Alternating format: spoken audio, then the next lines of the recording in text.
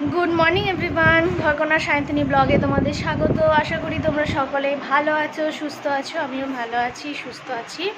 আর এখন বাজে হচ্ছে 9টা, হ্যাঁ 8:52, প্রায় 9টার মতো। তোমাদের দাদা ভাই সকালে উঠে আমরা উঠে আজকে যেহেতু রবিবার একটু দেরি করে ওঠা হয়েছে, 7:30 নাগাদ করে উঠে একটু চা টা খেয়ে আমি একদিকে ভাত একদিকে ডাল আর আলু সিদ্ধ বসিয়েছি, মানে ওই ডিম কষা করব, ডিম আলু কষা আর ডাল করব। আর সেরমভাবে কিছু করব না, কারণ আমরা বিকালে যেখানে বিয়ে বাড়ি মানে মামার বাড়িতেই আমাদের কাছেই, মানে 5-7 মিনিটের রাস্তা, তো ওখানে বিকালবেলাতে যাব। তো মানে আজ থেকে একটু হালকা ফুলকা খাবার খাচ্ছি, তো মাংস মাছ কিছু ঝামেলা করছি না, একবেলায় রান্না করা হয়েছে হবে। ভাতটা হয়ে গেছে আর ওদিকে ডাল সিদ্ধ হয়ে গেছে, আলু সিদ্ধ হয়ে গেছে। শুধু এই মামামকে এবার খাওয়াবো, খাইয়ে আমি বাকি রান্নাটা করব, মানে ওই ডিম আলু কষাটা করবো আর ডালটায় ফোড়ন দেবো, আর কিছুই নয়।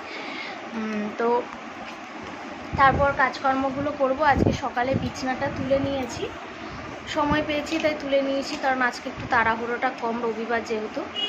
বিছনাটা তুলে ফেললে না অনেকটা ঘরটা যেন একটু হালকা মনে হয়, আর বিছনা টাঙানো থাকলে মানে ঘর যেন কীরকম লাগে, দমবন্ধ লাগে।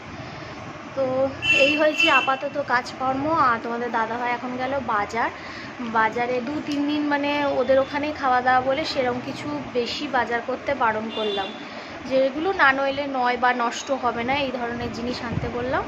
আর সকাল থেকে এত হাওয়া দিচ্ছে, মেঘলাও করে আছে, জানোই তোমরা সব জায়গাতেই ঝড় বৃষ্টির একটা হয়েছে, রেমাল। তো আমাদের এখানেও সেরমভাবে বৃষ্টিটা হয়নি, কিন্তু সকাল থেকে দেখছি আকাশে হালকা মেঘলা, রোদের তাপও আছে, আবার এদিকে হাওয়া মানে ঝোড়ো হাওয়া বইছে, এদিকে গরমও প্রচণ্ড। জানি না সারাদিন কি হবে বা বিকেল থেকে কি হবে। তো আমরা বিকালবেলা ওই মামার বাড়িতে যাব, মানে গোছানো কিছু আছে, তো ওইগুলোই করতে যাব। আর এসে মামামের খাবার থাকবে, খাওয়াবো। আর আমাকে বললো দুবেলা রান্না না করতে, কারণ তোমাদের দাদা ভাইদের মানে আমাদের এ বাড়িতেই যে বাড়িওয়ালা আছে, ওই দাদাদের সাথে কয়েকটা দাদা আছে, ওসব দাদা, তারপরে ওর দুটো বন্ধু, এসব মিলিয়ে মানে 3-4 জনা মতো ফিস্ট হবে আর কি। ফিস্ট বলতে মাংস আর ভাত এরকম কিছু হবে, আর কিছুই না, মাটন আর ভাত এরকম কিছু হবে।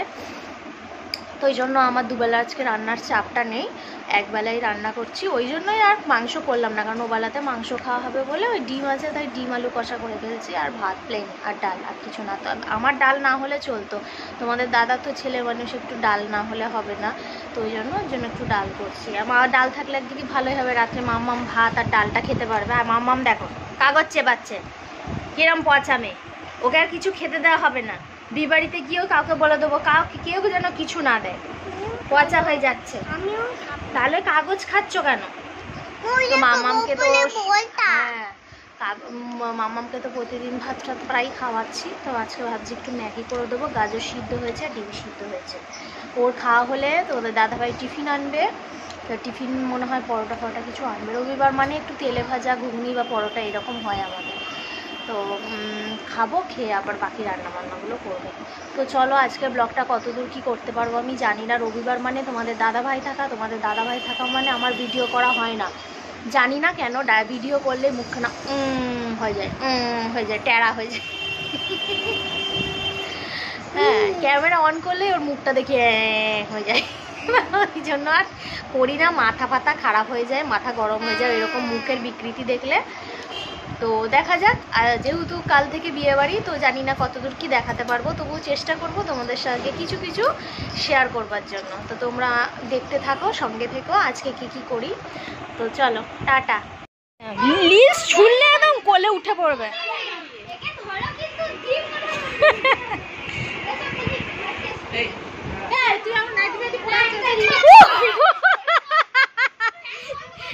এটা আমার কুটনি ননদিনী।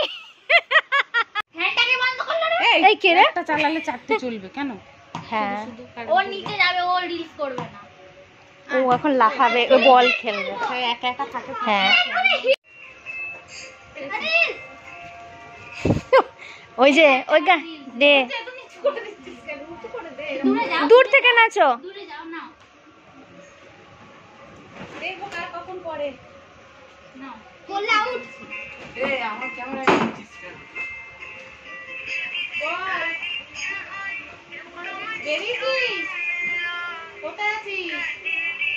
করো করো, নাচো নাচো।